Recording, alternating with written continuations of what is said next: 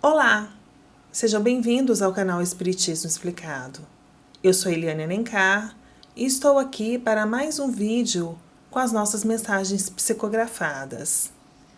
Estas mensagens são psicografadas por mim durante os trabalhos realizados na nossa casa espírita, o Núcleo Espírita Kardecista Renascer. Trata-se de relatos de irmãos desencarnados que se comunicam espontaneamente durante os nossos trabalhos. Antes de ler a mensagem, eu peço que você já deixe o seu like, ajudando o nosso canal a se fortalecer e crescer, e assim divulgando o conhecimento espírita. A mensagem que vou ler agora foi psicografada no dia 22 de dezembro de 2022 e ela começa assim. Éramos duas irmãs, Maria, a mais velha, e eu, Augusta, a mais nova. Não me lembrava de meus pais. As primeiras memórias são de nós duas, com os pés descalços, cabelos engrenhados, vestidos iguais e surrados, esperando na porta do convento alguém que nos dissesse o que fazer. Quaisquer lembranças antes disso foram apagadas. Não me recordava se alguém, algum adulto, pai ou mãe, nos havia deixado ali. O fato é que ali estávamos e ali começava a nossa história. Eu estava faminta, mas já me acostumara com um aperto na barriga, que não mais sabia se era fome ou medo, provavelmente os dois. O convento era um lugar silencioso. Nos primeiros dias, apenas nos indicavam o que fazer. Vá para lá, limpe aqui, esfregue assim. Minha irmã rapidamente corria a atender, e eu a seguia, procurando segurar sempre a sua mão. As freiras usavam hábitos escuros, os cabelos escondidos pelos mantos, o crucifixo pendurado no pescoço. Havia outras meninas lá. Eu olhava quase o tempo todo para os meus próprios pés, desejando que eles me levassem para bem longe dali, para o céu, acima das nuvens. Era um lugar triste e eu não entendia por que Jesus não gostava de pessoas alegres. A rotina era rígida. Banho gelado pela manhã, ajudar a catar grãos, descascar legumes, limpar o piso e lavar as roupas. Barulhos eram proibidos, sem conversas, sem risadas, sem movimentos bruscos. Apenas realizar nossas tarefas e rezar. De tempos em tempos, havia o ritual da purificação. Uma das meninas era escolhida para ser açoitada como sacrifício. Maria foi escolhida mais de uma vez seguida. Na terceira vez em que a vi ajoelhada, de frente ao altar, com as costas desnudas, marcadas pelas cicatrizes, eu supliquei em nome de Jesus que pudesse substituí-la. Mas nós duas fomos castigadas. 2 anos depois, Maria adoeceu. A última vez que a vi, ela estava com febre e o corpo repleto de manchas avermelhadas. Nos seus delírios, suplicava para que eu não a deixasse. Nenhuma palavra foi dita, nenhuma explicação, nenhum consolo, nenhum gesto de compaixão. E eu fiquei só. A vida seguiu como de costume naquele lugar, para nós, as órfãs esquecidas pelo resto do mundo. Algumas das mais velhas, às vezes deixavam o convento. Diziam nas conversas sussurradas que elas iam estudar ou trabalhar nas igrejas ou casas de famílias ricas. Poucas voltavam depois de algum tempo. Lembro-me de 2 que voltaram. Uma ateou fogo no próprio corpo e a outra estava completamente louca. Apesar de tudo, eu ainda tinha fé, que eu apenas sentia, sem conseguir explicar. Muitas vezes, vi a figura doce da Mãe de Jesus caminhar até mim e me olhar com olhos profundos e serenos que me faziam subir alguns centímetros acima do chão. E também sonhava com um homem de olhos mansos, usando sandálias e túnicas alvas, que pegava em minha mão e me tirava de dentro daquelas paredes frias e me levava a caminhar na areia branca e fofa em um dia claro, de sol ameno e céu azul. Sentia intuitivamente, sem que ninguém jamais tivesse mencionado, que Deus, meu Pai, não tinha muito a ver com aquele ambiente inóspito, deserto de amor e compaixão. Certo dia nos mandaram tomar banho de sol, depois de água e sabão e escovar os cabelos. Nos deram roupas e sapatos em bom estado. Recebemos ordens expressas para nos comportarmos e sorrirmos com cometimento caso alguém nos dirigisse a palavra. Receberíamos visitas ilustres. Nos colocamos em fila diante de uma plateia de homens elegantes e mulheres perfumadas. Eu tinha algo como 10 ou 11 anos. Era tão miudinha que parecia a mais jovem entre as órfãs. Durante o almoço, serviram-nos uma refeição nunca vista, com sopa de legumes e galinha e até mesmo pão fresco. Uma mulher se aproximou e, pegando meu queixo, virou minha cabeça em sua direção e me perguntou se eu estava feliz ali. Não sei se o nervosismo, a surpresa, ou ainda todos os sentimentos confusos que eu não sabia expressar, ou talvez o olhar doce e as mãos macias da mulher me tocando. O fato é que rompi em pranto alto. Instintivamente, levei os braços desesperados em volta do pescoço da mulher, que parecia tão suave e maternal, suplicando um abraço, um colo ou um afeto qualquer. Pedi à mulher que me tirasse dali pelo amor de Deus. A mulher me abraçou e logo a Madre Superiora estava ao meu lado, me segurando pelos ombros com força e contando à mulher uma versão trágica da minha história para justificar o meu choro, abandonada por uma família cruel que muito me maltratara. Depois que as visitas se encerraram, fui a escolhida mais uma vez para o sacrifício da purificação. Depois da surra de açoite, cercaram-me em uma caixa de madeira da altura de um porco e lá me deixaram. A madre veio me ver e disse como eu a havia humilhado diante das pessoas mais importantes da cidade e que pagaria caro pelo meu atrevimento. Fiquei algum tempo trancada na caixa, me recusando a comer e beber. Eles começaram a aparecer, anjos amorosos que entravam na caixa, e a caixa se expandia, ficando do tamanho de um pátio bem amplo. Anjos, usando hábitos e batinas, me envolviam em amor, e alegres, me mostravam coisas maravilhosas, as estrelas, os planetas e os mundos mágicos dos contos de fadas, montanhas de neve, rios de águas coloridas. Passeamos por lugares incríveis, voando pelo céu, mergulhando no fundo do oceano. Depois de algum desses passeios, fiquei sonolenta e adormeci. Ao despertar, estava sozinha na caixa, sentindo-me sufocada, sem ar para respirar. Uma das freiras abriu a caixa e então eu me separei daquele corpo já sem vida. Um grupo de 2 casais jovens me levou para uma colônia no plano espiritual, cuja paisagem era cheia de cores e belezas indescritíveis. Passei algum tempo apenas maravilhada, encantada com a beleza do lugar. Cada mínimo espaço era rico em detalhes que eu explorava com todos os meus sentidos. Os cheiros, os sons, as cores, as texturas, a brisa, o calor aconchegante, os animais, a vegetação.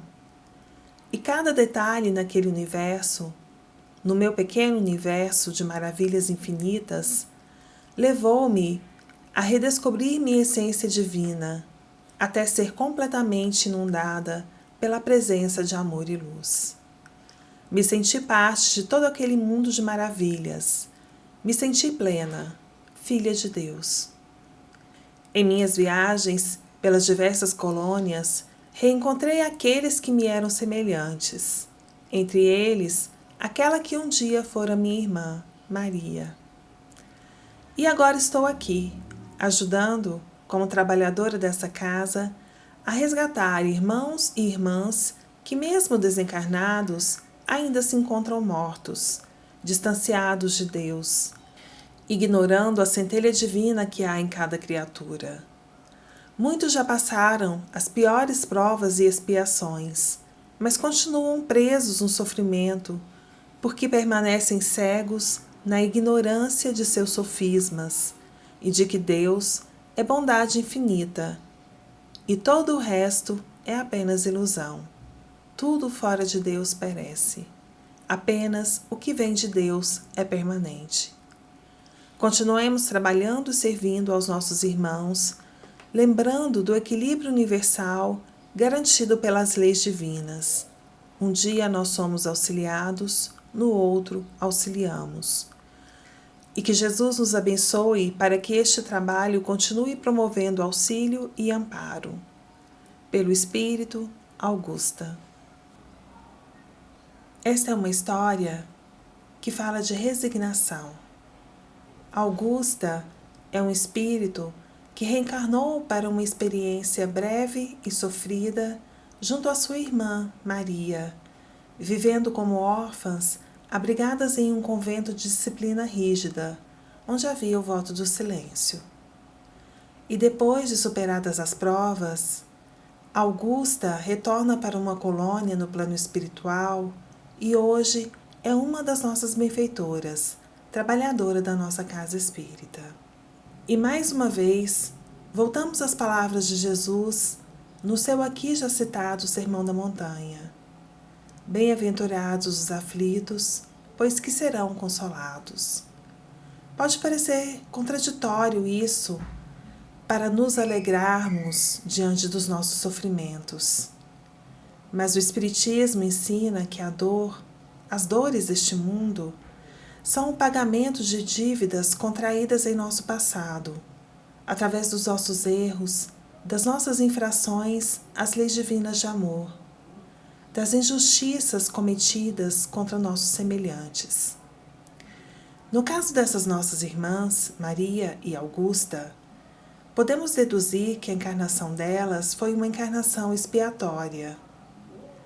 O resgate ou a colheita de erros cometidos no passado. Erro ou pecado é um movimento falso da alma.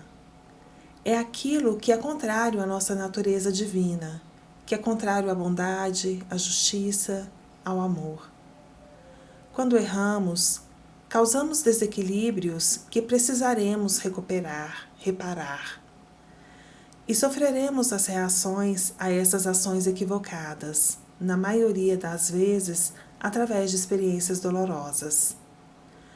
Quando suportamos as dores consequentes às nossas ações, como reação a alguma ação pretérita, com paciência e sem perdermos a fé, a confiança em Deus, em seu amor, em sua bondade, em sua justiça, essas dores bem suportadas podem nos poupar séculos de sofrimentos futuros.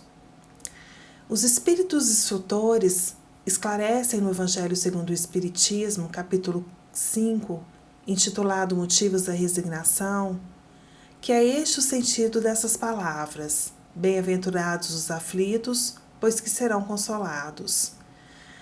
Os Espíritos esclarecem que se, ao passar por uma prova ou mesmo uma expiação, sentindo-se vítima, injustiçado, negando os atributos de Deus, o espírito atrai para si novos débitos, novas necessidades de reajustamento posterior. Logo, se nos inconformamos diante das aflições, se não as aceitamos com resignação e como algo que devemos ter merecido, sempre confiantes na divina justiça, nova dívida contraímos, não aproveitamos a oportunidade de resgate no sofrimento.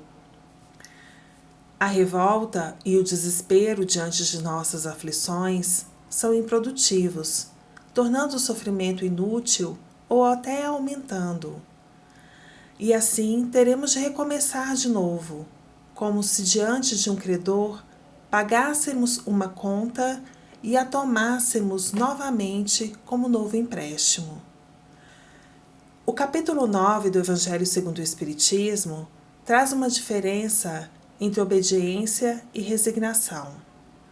Os Espíritos esclarecem que a obediência é o consentimento da razão, enquanto a resignação é o consentimento do coração. A resignação é a vontade de aprender, a consciência de que tudo é aprendizado. A questão não deve ser por que estou sofrendo ou o que fiz para merecer isto, mas para que estou sofrendo? O que tenho que aprender com a dor? O que a dificuldade está me ensinando? O que precisamos melhorar em nós? Quais as nossas necessidades mais imediatas de aprimoramento? Nossa irmã Augusta aparentemente é um espírito evoluído, porque ela traz em si a consciência divina. E apesar do ambiente externo e das adversidades que enfrenta, permanece conectada a essa essência. Ela não perde a fé e se mantém resignada, sendo prontamente acolhida pela espiritualidade superior ao desencarnar, ao concluir a sua missão. Joana de Ângeles fala que obediência não é receio submisso, nem resignação é indiferença. A benfeitora orienta que não devemos confundir obediência com covardia, nem resignação com indolência. E Emmanuel, o filósofo espiritual, ratifica as palavras da benfeitora quando ele nos fala da necessidade de sabermos quando e onde nos resignarmos. Diante de circunstâncias que fogem completamente ao nosso controle, situações nas quais não podemos fazer nada, devemos evitar a revolta ou a inconformação, porque não beneficia ninguém. Porém, diante de situações onde podemos agir, onde temos alguma escolha, seria negligência aceitar simplesmente como vontade de Deus, sem nem ao menos tentar reverter uma situação ruim. São palavras do benfeitor no livro Estude Viva, psicografado por Chico Xavier. Todos necessitamos ajustar a resignação ao lugar certo. Se a lei nos apresenta um desastre inevitável, não é justo nos desmantelemos em gritaria e inconformação. Mas, se as circunstâncias revelam a incursão do tifo, não é compreensível cruzar os braços e deixar campo livre aos vacilos. Voltando ao capítulo 5 do Evangelho segundo o Espiritismo, no item 13, os benfeitores espirituais afirmam que o homem pode suavizar ou aumentar o amargor de suas provas, conforme a sua maneira de encarar as dificuldades. A dor nunca acontece sem um propósito, seja ele pedagógico ou de purificação. A dor é necessária, mas o sofrimento ou como sofremos pode ser uma escolha. Podemos nos vitimizar e desesperar ou buscar forças e coragem. Isso é resignação. Agirmos conscientes de que temos uma missão a cumprir e, mesmo dolorosa, superá-la com fé, agindo com sabedoria. A doutrina espírita, sendo o consolador prometido por Jesus, revela a imortalidade do espírito, trazendo luz e consciência da dimensão espiritual de nossas existências. Sem essa visão, a vida das nossas irmãs, aqui narrada, não faz sentido. Sem essa visão da imortalidade da alma e das múltiplas existências através das reencarnações sucessivas, é impossível ver Deus como figura paterna, infinito em amor e em bondade, diante do sofrimento dessas duas crianças, aparentemente por ele abandonadas. Mas ao observarmos essa situação como transitória, passageira, somos capazes de compreender. Quando sabemos que são dificuldades de uma vida breve, que passa como um piscar de olhos diante da eternidade de nossas existências, entendemos que existem passagens necessárias ao propósito da nossa criação, evolução, crescimento e aprimoramento contínuos. Qualquer pai, diante do sofrimento do filho, sabe que o remédio, mesmo que amargo, pode curar. Qual pai ou qual mãe se recusaria a submeter seu filho a um tratamento médico, por mais doloroso que seja, sabendo que isso é necessário para o bem-estar do filho? Por isso, Deus permite que as criaturas experimentem dores e aflições. A evolução é uma ânsia do espírito, e a dor, as experiências dolorosas, proporcionam o crescimento, alavancam a nossa evolução. Jesus nos diz que seu jugo é suave e seu fardo é leve. A resignação à vontade de Deus ameniza o sofrimento e nos fortalece diante da dor. E eu termino esse comentário lembrando a oração da serenidade. Peçamos a Deus que nos dê serenidade para aceitar as coisas as quais não podemos modificar, coragem para modificarmos aquelas que podemos, e sabedoria para distinguir uma da outra. Muito bem, meus irmãos, meus amigos, esse foi o nosso vídeo de hoje. Por favor, deixe o seu like, faça o seu comentário, compartilhe esse vídeo com seus amigos, com seus familiares. Ajude o nosso canal a crescer, se fortalecer e a divulgar o conhecimento espírita. Se você ainda não está inscrito, por favor, se inscreva no nosso canal Espiritismo Explicado. Para conhecer o nosso trabalho, para ouvir outras histórias como essa da nossa irmã Augusta, acesse a playlist Análise de uma Psicografia aqui no nosso canal. Muito obrigada por nos assistirem, fiquem todos com Deus e até o nosso próximo vídeo.